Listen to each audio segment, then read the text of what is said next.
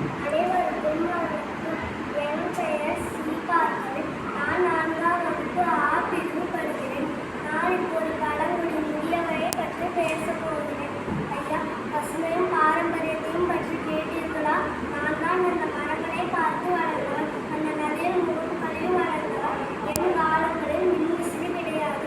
ஆனால் மரத்தடியில் குளிர்ந்த காற்று வீசும். நாங்கள் மரங்களை வெட்ட மாட்டோம். வெட்டினாலும் நட்டு வைத்து விடுவோம். நதியில் குளிக்கும் போது மழை வந்தால் அது ஒரு திருவிழா போல் இருக்குமே.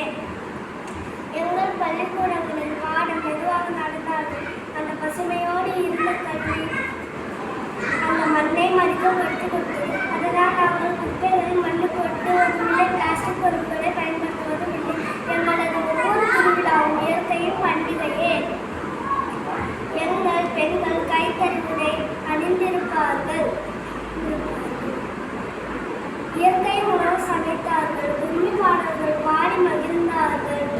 ஆண்கள் பெரும்பாலும் இயற்கை விவசாயம் செய்து வாழ்ந்தார்கள். கால்நடை வளர்த்தார்கள். மரபு சார்ந்த வாழ்க்கை வாழ்ந்தார்கள். ஜல்லிக்கட்டு, சிலம்பம் போன்ற வீர விளையாட்டுகளை விளையாண்டார்கள்.